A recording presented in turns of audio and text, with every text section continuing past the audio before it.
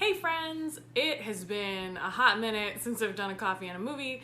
I moved, so that's one of the reasons. Also depression. Anyway, spooky season. I'm so bummed that I didn't get to do more coffee and movies during this season because it's the best and there are so many great horror films, but next year for sure, and throughout the year. Horror happens year-round, if we're honest. Anyway, today I'm going to be talking about the '87 film that I absolutely adore and watched when I was way too young.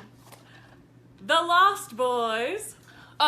It's a vampire movie, first of all. Definitely has strong '80s vibes. Basically, it's about a family that moves to Santa Carla after the mom of the family gets a divorce. They move in with her father, and the main characters are the family, an older son, a younger son, mom, the grandpa, and a whole host of sadistic young people vampires. What I really like about The Lost Boys as a vampire film is it really rides like the line between sexy vampire and gross vampire very well. Definitely lots of sexy vampire vibes with like the smoldery Keifer Sutherland looks.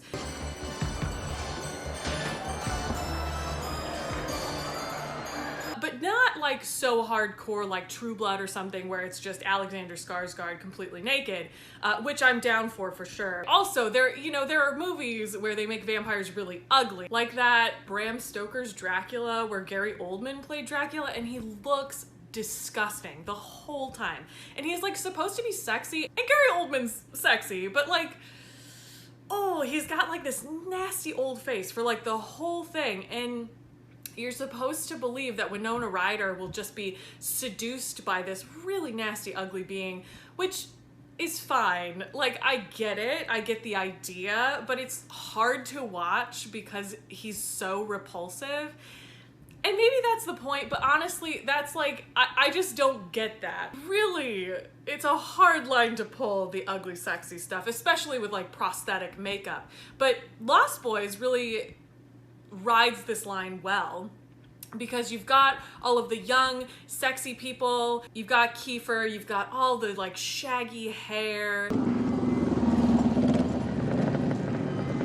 but then they have moments where they become like their true vampire form, very dangerous, where they have a lot of prosthetic makeup on, they have contacts that make them look super creepy, but for most of the film they don't look like that, which I think is an excellent choice because I don't know, in a lot of vampire movies we're supposed to believe like they walk amongst us, but then people make the creative choice of making them look really demonic or really non-human, and it's hard to imagine that they could walk amongst people looking like that, or that people would be seduced by them, or whatever. I mean, I understand why creatively you would go that way, but like, it's just hard to suspend your disbelief when, you know, someone has like high ridged brows, their face snatched back like they just had, you know, a facelift, and just big ass fangs and like bright contacts. You know, it's just kind of hard to believe. So Lost Boys really walks that line very well. I like it a lot. There's only one part of the movie that I really don't like, and it's where, so obviously the older brother is gonna get involved with the vampires, like obviously. I mean, first it started with this excellent meet cute.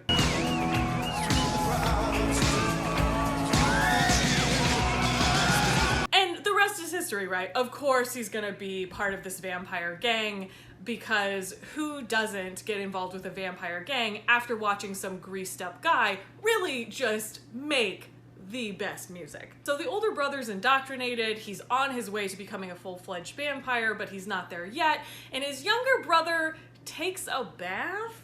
I don't think they say like how old Corey Haim is supposed to be, but he's like definitely past bath taking age. And like, I understand why they made that creative choice. It's like the most vulnerable you could be in a bathtub, right? But the undercurrent, like the sexual sort of undercurrent of the older brother, he's going after the younger brother's naked in a bathtub. Like, I just don't like it very much. I understand the creative choice and it's fine, but it's just like, it was creepy. I guess that's the point. It's supposed to be creepy. But like, I don't know, maybe you could have achieved that in a shower, and maybe you didn't need the scene of him singing to the radio in the bathtub to be quite so long. He sings a lot of that song in the bathtub. When I was a kid, I obviously really related to the brothers, and I was really like fascinated with the vampires, so the older brother, I felt akin to him. But now as an adult, I really feel akin to the grandfather in this movie. Second shelf is mine. That's where I keep my root beers and my double thick Oreo cookies. There isn't a whole lot of blood and gore. There's only one scene really where there's a lot of blood, and I feel like it's kind of the climax of you seeing like what the vampires are really. That's when you see their prosthetics for real, like their true form. And it's a super cool scene where they go to this ravey sort of bonfire party, and all of the vampires are watching all of these young people and their debauchery, and they're just like drinking and dancing and having a good time.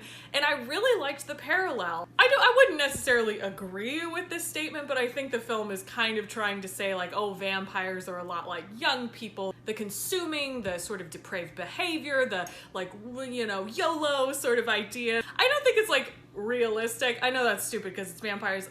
Like, I think if you are an eternal being, like, you're gonna grow and gain knowledge and, like, become better, right? Or worse, or more evil, or whatever, right? But you're gonna grow, and I think the idea that a vampire would be like an 18-year-old forever, like an unsustainable idea, but I really like it, and I think it works well for this film. It's a great movie. You got monsters, you got smoldery looks, you got sexy greased up men singing, you got 80s vibes, monster movie aesthetics, you've got an old crotchety grandpa. It's honestly not that scary. There's suspenseful moments and there is some blood and gore, but not very scary at all. Anyway, I would highly, highly recommend it.